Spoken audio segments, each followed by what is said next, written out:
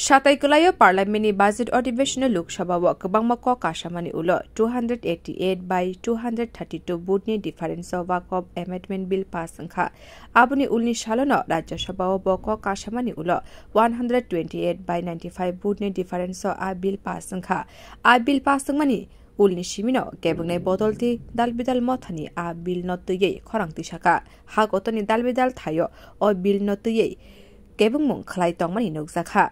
Lukurokno kahamke shaimani ni bagai bill notui BJP Rashtriyo Naikulani Goshimungono joto hakotor ganangai Waqf Amendment Jona Jagaron Abhiyan Samung Butang Songsere Jakha Samung Butang no rugai Sangrok Salo Rabindra Shatabarshiki Bobono Haste ganangai kaisa Shaktar Muni Samung Butang Songsere Jakha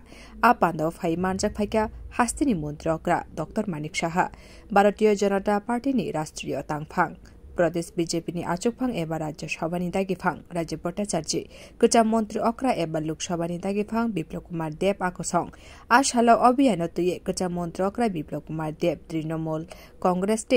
ni Phashik Nahari Khub Kenkha Trinamool Congress और कांग्रेस का सोच सभी समय vote bank policy में विश्वास करता है। भारत के लोगों के निष्ठा आस्था भारत की परंपरा और भारत की सीमाओं में विश्वास नहीं करते। कांग्रेस एक परिवार में विश्वास करते हैं। तृणमूल तो इससे भी गए गुजरे हैं, वो इतने नीचे लेवल में जा चुका है और भाई भतीजावाद और भतीजा को सामने लेके उनके बुआ जी को चलना है, इसके बाहर उनको समझ में नहीं आता और जनता उसका विचार जरूर करेगा। और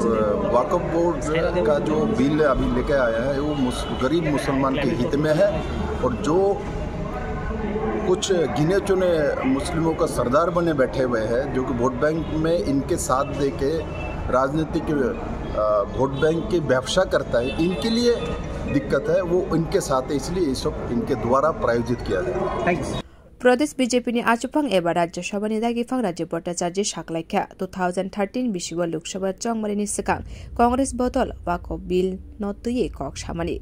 tini borokno o bill notuye khorangti sai tongkha borokno kaham shabri ni bagaino Congress botol bill tubumari যে বিল রয়েছে সেটাকে অ্যামেন্ডমেন্ট করে সেখানে একটা মানে যারা এই ওয়াকফ বিলের সমর্থনে আজকে যারা বিরোধিতা করছে তাদের সুবিধা পাইয়ে দেওয়ার জন্য এবং একটা স্বজন পোষণের মতো সেখানে 2013 সালে সেটা অ্যামেন্ডমেন্ট করা হয়। 2025 সালে আমরা লোকসভা এবং রাজ্যসভায় সেটি অ্যামেন্ডমেন্ট করা হয়েছে, আপনারা সব জানেন।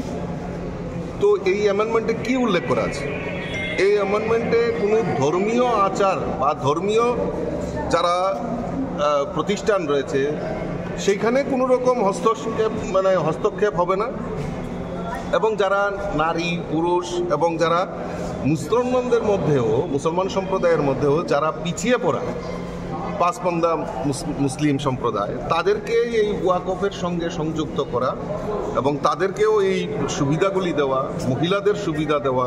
মহিলা মুসলিমদেরকেও সুবিধা দেওয়া, এই অ্যামেন্ডমেন্টে সেই কথাগুলি বলা আছে। এবং এটাকে যারা এই ওয়াকফ সম্পত্তি দখল করে আজকে যারা নিজেদের সম্পত্তি বৃদ্ধি করছেন তাদের গায়ে সেটা লুমের কাটার মতো সেটা অবস্থা হয়েছে, কারণ তাদেরও হিসাব দিতে হবে। তারাও এই আজকে বিরোধী দল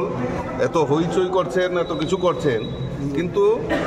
তাদেরও সেটা জবাব দিতে হবে যে কি কারণে এতদিন এই সম্পত্তিগুলি তারা এই ওয়াকফের নামে তারা নিজেদের ব্যক্তিগত দখলে নিয়ে আসছে, সেইগুলি জবাব দিতে হবে না, যদি আন্দোলন করতে হবে সেই দিশাতে বিরোধীরা তার অপপ্রচার করছে। আমি চাইব যে জনগণের কাছে আজকে আমরা একটা স্টেট লেভেলে অ্যাওয়ারনেস প্রোগ্রাম আমরা করছি। এখানে আমাদের মাননীয় মুখ্যমন্ত্রী এবং আমাদের রাষ্ট্রীয় যিনি সম্পাদক অনিল অ্যান্টনিজি এই অনুষ্ঠানে উপস্থিত থাকবেন। তারপর পর্যায়ক্রমে আমরা জেলা এবং মণ্ডল স্তরে আমরা আমাদের এই কর্মসূচি এবং মানুষকে সজাগ করা এবং ওয়াকফ অ্যামেন্ডমেন্ট বিল কি সেটা মানুষের সামনে তুলে ধরার জন্যই আজকের আমরা এই কর্মশালার আয়োজন করেছি।